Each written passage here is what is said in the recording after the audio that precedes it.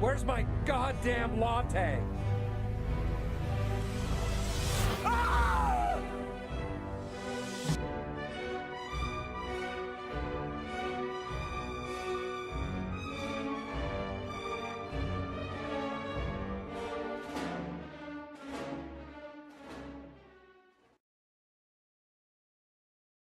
New York City. Forget the things you've heard about the place. About the new New York. Hell's Kitchen is called Clinton. Park full of tourists. But it's not real. The old New York is waiting just below the surface. There's nothing to help you when the darkness falls. You're laid open so the world can rummage in your guts. Just because the mayor chased away the monsters. Chased them to Brooklyn and the Bronx. Don't think this place has changed. Not in its heart. Not where it lives. Do not fall in New York City. No one's gonna catch you. Salut à tous et bienvenue sur cette toute première vidéo pour le blog La Malle de Manji. Aujourd'hui on va s'intéresser à la figurine du Punisher de la gamme 112 de Mezco. Précisons qu'il s'agit là de la version standard du fabricant proposée pour un prix conseillé de 90 €. Il existe 3 variantes de cette figurine, une version full black exclusive à la Toy Fair de 2017, une version classique limitée à 400 exemplaires et déjà épuisée, et une version deluxe sortie il y a tout juste quelques jours aux États-Unis. On ne présente plus le personnage du Punisher, véritable fer de lance du vigilantisme expéditif made in Marvel, mais on peut souligner que le design de la figurine avec cet énorme plastron est une création originale qui rappelle la version Thunderbolts ou le run assez moyen de 2014. Le visage de la figurine, en revanche, renvoie au travail de Tim Bradstreet qui illustrait les covers des comic books signés Garth Ennis, sûrement les meilleurs du Punisher d'ailleurs. La figurine correspond au standard du 6 pouces et partage les mêmes dimensions que la gamme Marvel Legends de Hasbro ou Feu Toy Biz et par conséquent reste un peu plus grande que les figurines de la gamme DC Icons et plus petite que celle de la marque NECA. La figurine dispose d'une trentaine de points d'articulation, bien dissimulés par les vêtements, mais le plastron en plastique solide réduit les possibilités de mouvement au niveau du torse.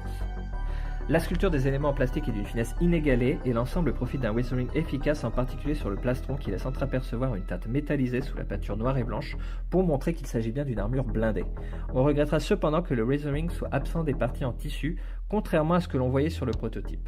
La présence de petites pièces en cuir au niveau des coudes du pull militaire du Punisher est assez originale et l'effet de texture du gilet pare-balles et des bottes est très réussi.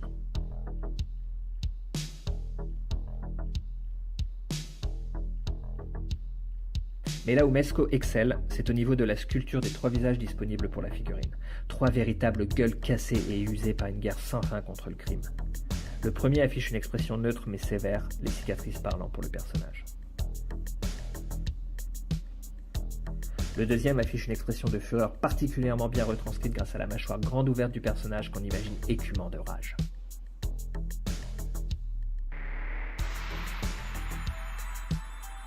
Enfin, le dernier visage est selon moi le plus réussi sur l'idée comme sur la forme et nous donne à voir une trogne ravagée avec une pommette éclatée, un œil poché, le nez cassé, des lèvres tuméfiées et des cicatrices bien marquées.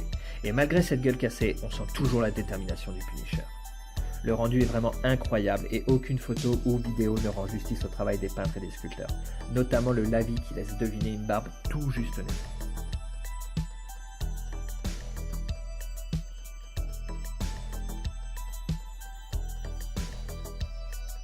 Côté accessoires, on a 4 paires de mains plutôt classiques, dont une main droite originale mimant une attaque martiale. Cependant, gros point noir pour la figurine, les picots où s'insèrent les mains pourtant en plastique souple n'ont pas résisté au tournage de cette vidéo et les 2 ont cassé. Niveau arsenal, on trouve un Colt 45, un MP5, un poignard, un fusil et même un lance-grenade. Mezco a souligné son souci du détail en proposant des chargeurs amovibles pour chaque arme. Le lance-grenade dispose même de munitions individuelles et amovibles.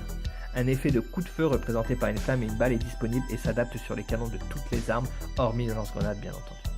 Mais mieux encore, la culasse du Colt 45 est fonctionnelle et bouge d'avant en arrière. Enfin, la figurine dispose bien entendu d'un socle personnalisé. Je vous laisse désormais profiter de quelques photos et vous retrouve très bientôt avec un nouvel objet à vous faire découvrir.